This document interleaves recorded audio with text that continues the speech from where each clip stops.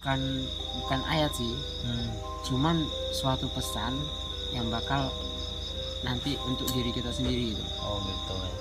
Nah, itu yang saya dapat ya. Iya. Jadi suatu pesan ini saya lupa pesannya apa. Yang jelas itu baik sih menurut saya.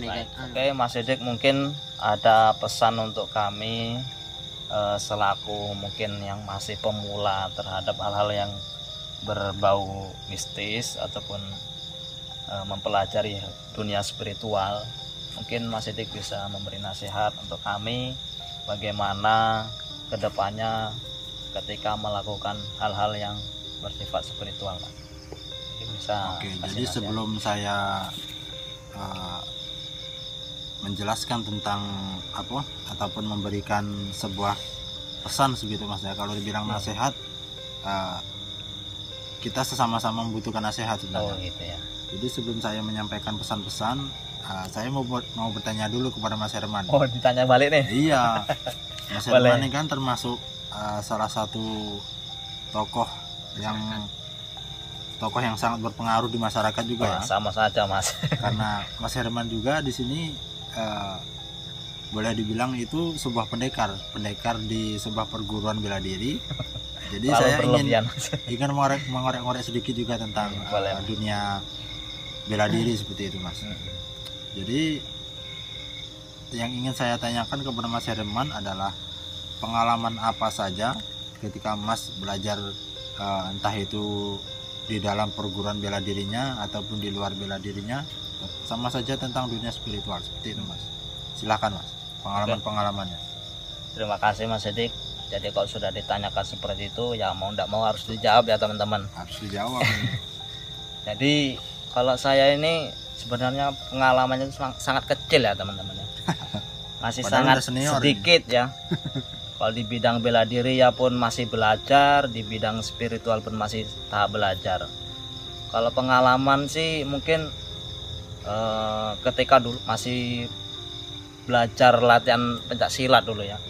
Sudah sabuk putih, itu pelatih saya itu memberikan sebuah semacam pembelajaran mengenai meditasi, dan di situ ada hitungannya.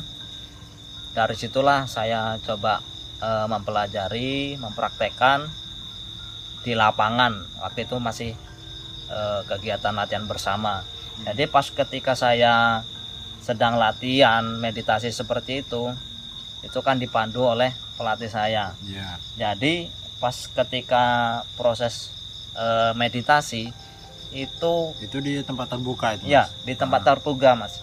Tempatnya tuh agak lebar gitu ya. Lapang lah pokoknya ya. Jadi di situ ketika saya meditasi selang ada kurang lebih 10 menit.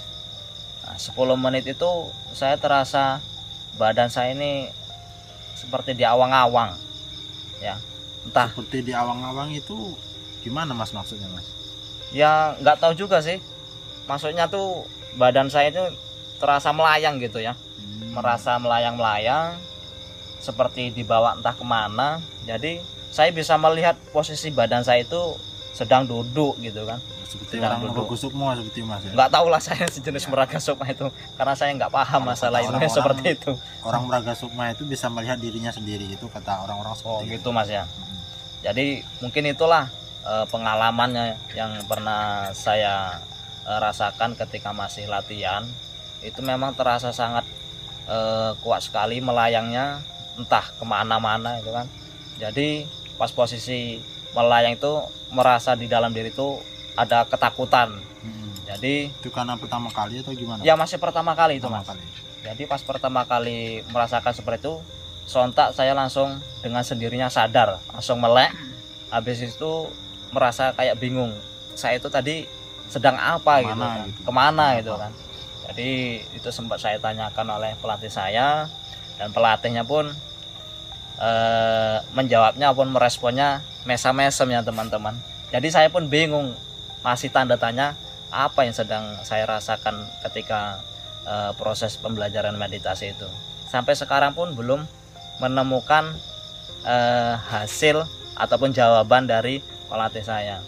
Ya mungkin itu pengalamannya mungkin menurut saya ya paling gimana ya, luar biasa seperti iya itu. paling luar biasa dalam dunia spiritual mungkin Iya, ya. iya. Karena itu ada kaitannya dengan latihan pencak silatnya. Ya mungkin itulah Mas Sidik, hanya sekedar proses melayang-melayang lah gitu. Iya. Mungkin kalau di dunia spiritual mungkin itu namanya Rogo Sukmo seperti itu. Raga Sukma Mas ya. Mungkin seperti itu. Oh seperti itu.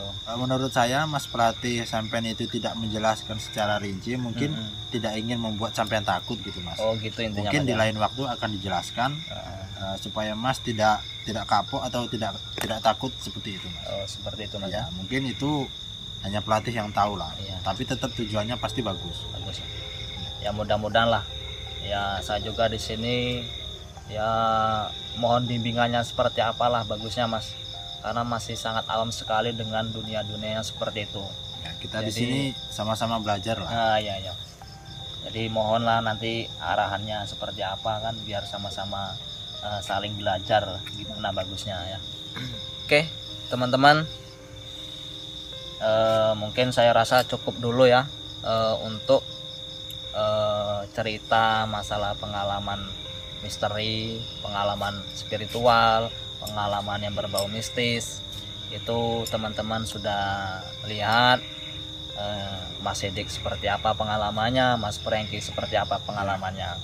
Jadi semuanya itu kembali ke dalam diri kita masing-masing, Pribadi masing-masing. ya, kembali ke pribadi masing-masing dalam proses menjalani sebuah apa namanya Mas?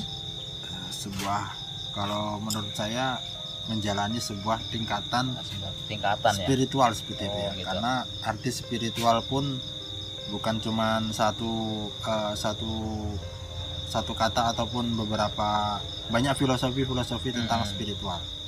Bisa tentang kerohanian, bisa tentang kejiwaan ataupun perilaku kita, termasuk dalam dunia spiritual juga. Seperti itu Mas ya. Iya, Jadi itu ada tingkatan-tingkatannya ya teman-teman ketika kita belajar ilmu-ilmu spiritual. Jadi mungkin hanya itu ya dulu teman-teman. Di lain waktu kita akan ngobrol lebih lanjut, lebih mendalam lagi, karena pun saya masih sangat penasaran dengan ilmu yang dipelajari oleh Mas Sidik dan Mas Franky ya. Ikuti terus channel kami, jangan lupa tonton video kami selanjutnya, yaitu dengan cara tekan tombol like, subscribe, dan jangan lupa tekan tombol notifikasinya Notifikasi. agar tidak ketinggalan video kami selanjutnya. Terima kasih. Assalamualaikum warahmatullahi wabarakatuh.